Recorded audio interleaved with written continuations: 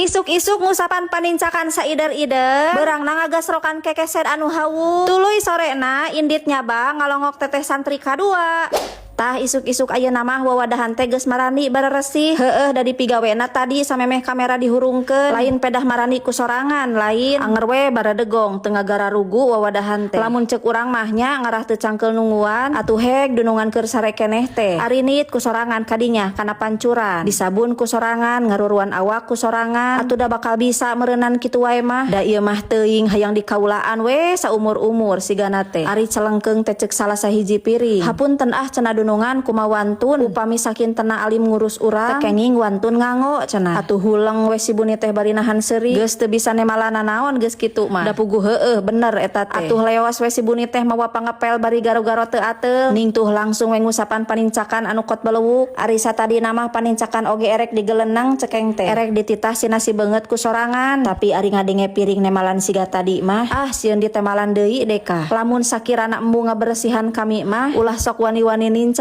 cenah meureunna hayu we besti aya nama urang ngagesrukan kekeset samemeh indit nyaba urang taraptikeun heula pagawean teh marah datang ti panyabaan teh gara renah bararesih tah ieu urang pulasara heula kekeset renghot anu geus teu puguh rupa kulantaran unggal poe dijejekan katamah kamari ka kebulan salila 4 poe takot beuki rumeuk we rurupaanna teh atuh digesruk we ning ieu make tenaga dalam atuh geus beres macur bari dikucurkeun kana cai sebening kristal alungkeun we sina nyangsang kadinya tah alhamdulillah proyek kekesetna geus beres singkat cerita ieu geus nepi di waktu sore hayu besti urang kukumpul keur kebutuhan nyaba tah ieu barang-barang penting anu teu meunang tingaleun ieu anu paling penting pisan mah ieu bahaya lamun poho teh atuh geuleuyeung we ning ieu indit mimiti perjalanan jol seak we geus nepi di halimun sia besti mudah-mudahan dipaparin kasalametan kusabab ayeuna di daerah ieu minang aya kajadian anu teu diharepkeun kulantaran ti lemur teh can barang beulina naon tah ieu urang ngaraneg heula sakedeung mah di warung ieu urang balang siar heula kebutuhan teteh santri bari jeung jararajan we ning ieu bebenyit mah mungpang meungpeung apanan anu mayarna juragan dalamun di jajanan ku indungna mah sok dibere pilihan mending ieu mending itu lamun erek nu ieu leupaskeun nu itu heueuh jeung bari ngawarah we ari urang mah bahwa hidup itu adalah pilihan teu bisa urang hirup sakadae jelas kudu boga aturan jelas kudu boga pendirian singkat cerita ieu si bunit sapara kanca balanyana geus beres atuh langsung we ning tuh dibebeskeun ka goah tuluy geuleuyeung deui we ning ieu nuluykeun deui perjalanan kulantaran ieu beuteung teh geus bebeledagan atuh sup we dibawa ka dieu ning ieu ku juragan teh tah geus mimiti haharewosan tuluy naek tangga maju ning ieu kamana karep kamera teh geuleuyeung deui leleumpangan ning ieu ari tungtungna mah gek we diuk di dieu hidup lagi capek-capeknya kalah disampakeun pilihan anu bariekeun tungtungna mah kalah meuli sangu we ning tah sajauh-jauh ka dieu kalah kot jajan sangu heueuh atuh da kot teu kuat